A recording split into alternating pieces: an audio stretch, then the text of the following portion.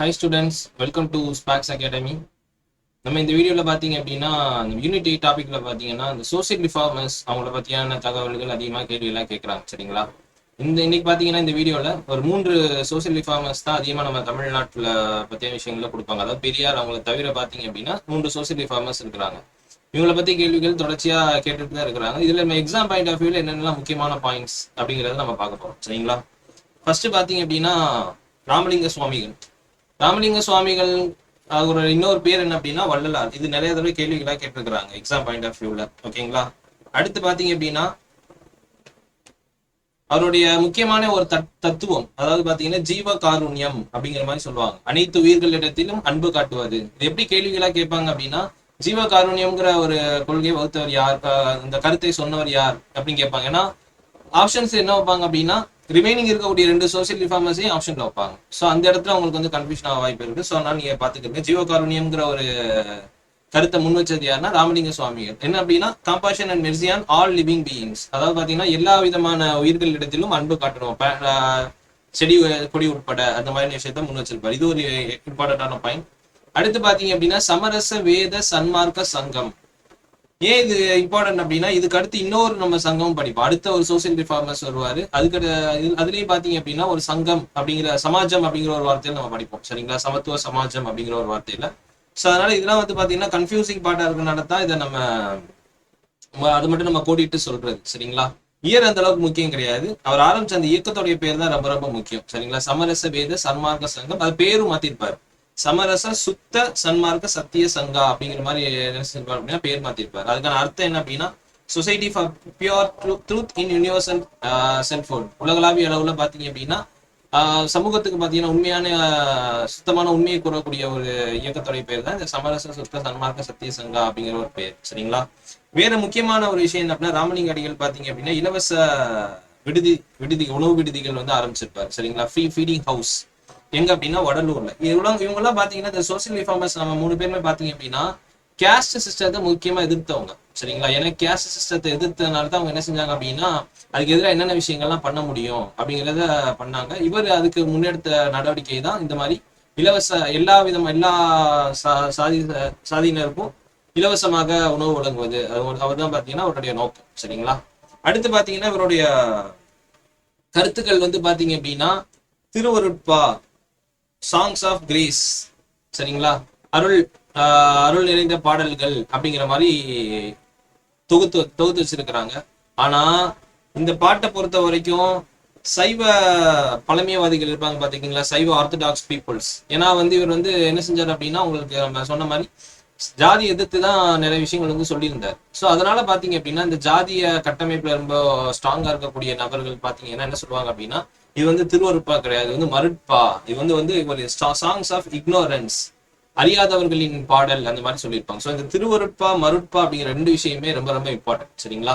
இதுதான் பாத்தீங்கன்னா ராமலிங்க சுவாமிகள் அவருடைய அவர் சம பாக்குறதுல முக்கியமான எக்ஸாம் பாயிண்ட் ஆஃப் வியூல முக்கியமான கேள்விகள். அடுத்து பாத்தீங்க அப்படின்னா வைகுண்ட சுவாமிகள். வைகுண்ட சுவாமிகள் பாத்தீங்க அப்படின்னா ஒரு சோசியல் ரிஃபார்மர். அவருடைய இயற்பெயர் என்னங்கிறது கேட்பாங்க. முடிச்சூடும் பெருமாள் சரிங்களா. முடிச்சூடும் பெருமாள் பேர் இருந்திருக்கும். ஆனா அது எப்படி மாத்திருப்பாரு அப்படின்னா முத்துக்குட்டி அப்படின்னு மாத்திருப்பாரு. ஏன் அப்படின்னா முடிச்சூடும் பெருமாளுங்கிறது உயர்ஜாதி மக்கள் இந்த பெயர் வைக்கிறதுக்கு எதிர்ப்பு தெரிவிச்சிருப்பாங்க. அதனால பாத்தீங்கன்னா அவரோட பேரை முத்துக்குட்டின்னு மாத்திருப்பாரு. இது ஒரு இம்பார்ட்டன்ட். அப்பயே வைகுண்ட சுவாமிகள் அப்படின்னா அந்த வைகுண்டநாதர் வைகுண்ட கோவில்ல பாத்தீங்க அப்படின்னா ஒரு சில நடவடிக்கை முன்னெடுத்ததுனால பாத்தீங்கன்னா அவர் எவ்வளவு அழைக்கப்பட்டார் அப்படின்னா வைகுண்ட சுவாமிகள் அப்படிங்கிற மாதிரி அழைக்கப்பட்டார். சரி, 3 விஷயமே ரொம்ப ரொம்ப முக்கியம். அடுத்து பாத்தீங்க அப்படின்னா வைகுண்ட சுவாமிகளை பொறுத்த வரைக்கும் என்ன செஞ்சாரு அப்படின்னா குறிப்பா கேஸ்ட் சிஸ்டத்தை எதிர்த்து போராடினாரு. எந்த இடத்துல அப்படின்னா ட்ரெவாங்கூர் அப்படின்னு சொல்லக்கூடிய திருவிதாங்கூர்ல தான் அவர் வந்து எதிர்த்து போராடினார். அவர் என்ன சொல்லியிருப்பாரு அப்படின்னா நம்ம பிரிட்டிஷை மட்டும் தான் எதிரியா நினைச்சிட்டு இருக்கிறோம். ஆக்சுவலா பாத்தீங்கன்னா பிரிட்டிஷ் மட்டும் எதிரி கிடையாது, நம்மளோட இங்க ஆளக்கூடிய திருவிதாங்கூர் ராஜாவும் பாத்தீங்க அப்படின்னா எதிரி. அதாவது இந்த கேஸ்ட் சிஸ்டத்தை சப்போர்ட் பண்றதுனால அந்த மாதிரி விஷயத்த சொல்லியிருப்பாரு. அதனால அவர் என்ன சொல்லியிருப்பாரு அப்படின்னா பிரிட்டிஷை வந்து ஒயிட் டெவில்ஸ், அதாவது வெள்ளை பிசாசு என்றும், திருவிதாங்கூர் ராஜாவை பாத்தீங்க அப்படின்னா பிளாக் டெவில்ஸ், கருப்பு பிசாசு என்றும் அழைத்திருப்பார் சரிங்களா. இது ஒரு முக்கியமான ஒரு தகவல் எக்ஸாம் பாயிண்ட் ஆஃப் வியூ. இது வந்து பாக்ஸ் கொஸ்டினா ஸ்கூல் புக்ல கொடுத்திருப்பாங்க. இப்போ புது ஸ்கூல் புக்ல இல்ல, பழைய ஸ்கூல் புக்ஸ்ல எல்லாம் இருந்துச்சு. 2019 எடிஷன்ல எல்லாம் இருந்துச்சு. அதனால வந்து ரொம்ப இம்பார்ட்டன்டா இருக்கக்கூடிய ஒரு தகவல். அடுத்து பாத்தீங்க அப்படின்னா இவர் ஆரம்பிச்ச எந்த இடத்துல வந்து பாத்தீங்கன்னா மெடிடேஷன் ஆரம்பிச்சாரு அப்படிங்கிறது கேள்வியில கேட்பாங்க. சாமி தோப்பு அப்படிங்கிற ஒரு இடம். இது ஒரு இம்பார்ட்டன்ட் ஒரு current affairs exam point of இருக்கக்கூடிய கொஸ்டின். அடுத்து பாத்தீங்கன்னா ஒரு ஆரம்பிச்ச இயக்கம் சமத்துவ சமாஜம். ஏற்கனவே பாத்தீங்கன்னா சமரச சுத்த சன்மார்க்க சங்கம் அப்படிங்கிறது பார்த்தாச்சு. அது ராமலிங்க அடிகள். இது பாத்தீங்க அப்படின்னா வைகுண்ட சுவாமிகள் ஆரம்பித்த இயக்கம். இதுவும் பாத்தீங்க அப்படின்னா ஒவ்வொரு எல்லா விதமான சமய ஜாதியினரையும் ஒன்றிணைப்பதற்கான ஒரு அமைப்பு தான் இந்த அமைப்பு. சரிங்களா? இவர் என்ன செய்வாங்க அப்படின்னா எல்லாரும் ஐயா ஐயா அந்த மாதிரி அழைப்பாங்க. ஐயாங்கிறது பாத்தீங்கன்னா திருநெல்வேலி தூத்துக்குடிலாம் பாத்தீங்கன்னா ஃபாதர் அப்படிங்கறத ஐயான்னு அழைப்பாங்க. சரிங்களா? அதனால பாத்தீங்கன்னா இவரையும் ஐயா ஐயா அந்த மாதிரி அழைச்சாங்க. இவரை வழி பின்பற்றி இருப்பாங்கல்ல மக்கள், அவங்க வந்து எவ்வாறு அழைக்கப்பட்டாங்க அப்படின்னா ஐயா வழி.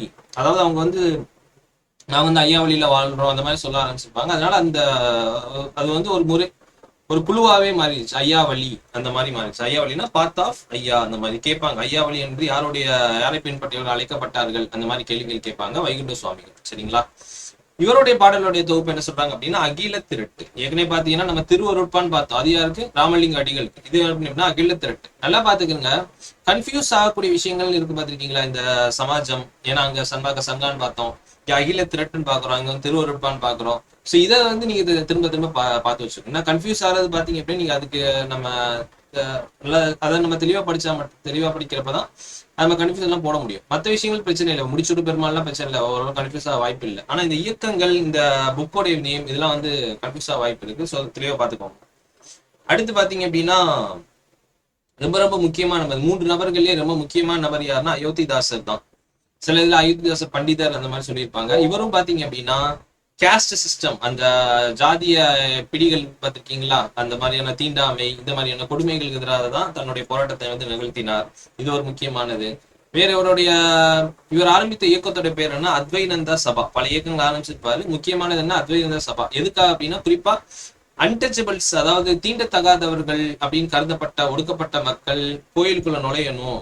ஏன்னா கோயில் நுழைய வந்து மறுக்கப்பட்டிருந்தாங்க முன்னாடி. அவங்க கோயில் நுழையணும், அதுக்கு ஒரு குரல் எழுப்புவதற்காக ஆரம்பிக்கப்பட்ட இயக்கம் தான் இந்த அத்வைநந்த சபை அப்படிங்கிறது. சரிங்களா? அது வந்து ரொம்ப ரொம்ப முக்கியம். எப்படிலாம் கேட்கலாம் அப்படின்னா அத்வைநந்த சபைங்கிறது யார் ஆரம்பிச்சா அப்படிங்கிற ஒண்ணு, வேற அது எதற்கான நோக்கத்துக்காக ஆரம்பிக்கப்பட்டது, அதுவும் வந்து நம்ம கேள்விதான். சரிங்களா? அடுத்து பாத்தீங்க அப்படின்னா இவரும் ஜான் ரத்தினம் அப்படிங்கிற நபரும் சேர்ந்து திராவிட கழகம் அப்படிங்கறத ஆரம்பிச்சாங்க. நல்லா பாத்துக்கிறங்க. பெரியாரோடைய காலத்திலையும் திராவிட கழகம்னு படிப்போம், இங்கேயும் திராவிட கழகம். ரெண்டும் ஒண்ணு கிடையாது, ரெண்டு வேற வேற. முதல்ல திராவிட கழகம் ஆரம்பிச்சது யாருன்னா அயோத்திதாசர் தான். அப்புறமா தான் 1944 தான் நீதி கட்சியும் தன்னை சுயமரியாதை இயக்கம் சேர்ந்து என்னவா மாறி இருக்கும்? திராவிட கழகமா மாறி இருக்கும். சோ இது வந்து ரொம்ப நீங்க குழப்பிக்காம பாத்தீங்க அப்படின்னா பாத்துங்க, 2 திராவிட கழகம் இருக்கும் நம்ம யூனிடெட்ல படிக்கிறப்போ. அடுத்து இவர் ஆரம்பிச்ச பத்திரிகையோட பேர் பல பத்திரிகைகள் ஆரம்பிச்சிருப்பாரு. ஒண்ணு பாத்தீங்கன்னா திராவிட பாண்டியன், அடுத்து பாத்தீங்கன்னா ஒரு பைசா தமிழன், இதெல்லாம் ஒரு ஆரம்பித்த பத்திரிகைகள். சரிங்களா? இந்த அத்வைநந்த சபை போக திராவிட மகாஜன சபை அப்படிங்கிறதையும் ஆரம்பிச்சிருப்பார். இதெல்லாம் வந்து ஆரம்பித்த இயக்கங்கள், எல்லாம் முக்கியமான தகவல்கள். சரிங்களா? அடுத்து பாத்தீங்க அப்படின்னா இவர் வந்து தியோசபிக்கல் ஆர்கனைசர், அதாவது தியோசபிக்கல் சொசைட்டி நீங்க கேள்விப்பட்டிருப்பீங்க, பிரம்மஞான சபை. அந்த பிரம்மஞான சபையோடைய முக்கியமான நபர் வந்து கலர்னல் HS ஆல்காட். உங்களுக்கு தெரியும், அன்னி பெசன்ட்டுக்கு முன்னாடி பாத்தீங்கன்னா இவர் தான் தலைவராக இருந்தார் தியோசபிக்கல் சொசைட்டிக்கு. அவங்களுடைய ஒரு உந்துதலின், ஏன்னா தியோசபிக்கல் வேலை என்ன, புத்திசம் ஹிந்துவிசம் பழமையான மதங்களை பத்தி படிக்கிறதுக்காண்டி வந்த அமைப்பு தான் அது. சோ அந்த அமைப்பு சார்பா என்ன செஞ்சிருப்பாரு அப்படின்னா ஸ்ரீலங்காவுக்கு போயிருப்பாரு. இது வந்து கேள்வியில கேட்பாங்க, யார் வந்து இந்த மாதிரி இன்ஃபுளுன்ஸ் பண்ணா இந்த மாதிரி ஸ்ரீலங்காவுக்கு போறதுக்கு, எங்க போனாரு 1900 இந்த மாதிரி கேள்விகள் கேட்கலாம். ஸ்ரீலங்கா அங்க போய் தான் புத்த மதத்துக்கு மாறினார். புத்த மதத்துக்கு மாறினதுக்கு அப்புறம் பாத்தீங்க அப்படின்னா புத்த மதம் சார்ந்த ஒரு சொசைட்டியை உருவாக்குறாரு, சக்கியா புத்தி சொசைட்டி, சக்கியா புத்த சங்கம் அப்படிங்கிற ஒன்று ஆரம்பிக்கிறாரு. எங்க அப்படின்னா மெட்ராஸ்ல ஆரம்பிக்கிறாரு. சரிங்க? எதுக்காக அப்படின்னா இந்த புத்திஸ்ட் பிலாசபியை வந்து சொல்றதுக்காக. அடுத்து பாத்தீங்க அப்படின்னா அவர் அன்டச்சபிள்ஸ் என்ன சொல்றாரு அப்படின்னா ஒடுக்கப்பட்ட தீண்டத்தகாதவர் அந்த மாதிரி சொல்லாம ஜாதி பேதமற்ற திராவிடர் அப்படிங்கிற மாதிரி சொல்றாரு. இது வந்து ரொம்ப ரொம்ப முக்கியங்க. ஏன்னா இன்னொரு இடத்துல பாத்தீங்கன்னா MC ராஜான்னு ஒரு நபர் இருப்பாரு. அவரும் பாத்தீங்கன்னா சோசியல் ரிஃபார்மர் தான். ரெட்டைமலை சீனிவாசன், MC ராஜா இவங்களை பேரெல்லாம் நம்ம படிப்போம். அதுல அந்த MC ராஜாவும் என்ன செஞ்சிருப்பாரு அப்படின்னா ஆதி திராவிடர் அப்படிங்கிற வார்த்தையை சொல்லணும், அன்டச்சபிள் சொல்லக்கூடாது, அந்த மாதிரி விஷயத்த அவர் முன் வச்சிருப்பாரு. சோ அதனால இந்த 2 கருத்துக்களை முன் வச்சிருக்காங்க. அதனால இந்த விஷயத்த பாத்துக்கோங்க. இந்த இவர் ஐதரசு என்ன சொல்லியிருக்காரு, ஒடுக்கப்பட்ட மக்கள் தீண்டத்தகாத மக்கள் சொல்லப்பட்ட மக்கள் என்ன சொல்லியிருக்காரு, ஜாதி பேதமற்ற திராவிடர் அப்படிங்கிற ஒரு வார்த்தையை சொல்லியிருக்காரு. கேஸ்ட்லெஸ் திராவிடியன்ஸ் அந்த மாதிரியான ஒரு வார்த்தையை சொல்லியிருக்காரு. சரிங்களா? அவர் என்ன சொல்லியிருக்காரு அப்படின்னா சென்சஸ்ல கூட நீங்க எப்படி செய்யுங்க, நீங்க கேஸ்ட்லெஸ் திராவிடியன்ஸ் போய் பதிங்க, அந்த சென்சஸ் டேட்டா எடுக்க வரப்ப கூட அந்த மாதிரி விஷயத்த சொல்லியிருக்காரு. சரிங்களா? இதுதான் பாத்தீங்க அப்படின்னா இந்த நம்ம முக்கியமான ஒரு 3 சோசியல் ரிஃபார்மர்ஸ், ராமலிங்க சுவாமிகள், வைகுண்ட சுவாமிகள், அயோத்திதாச பண்டிதர், இவங்களை பத்தியான முக்கியமான எக்ஸாம் பாயிண்ட் ஆஃப் வியூல இருக்கக்கூடிய தகவல்.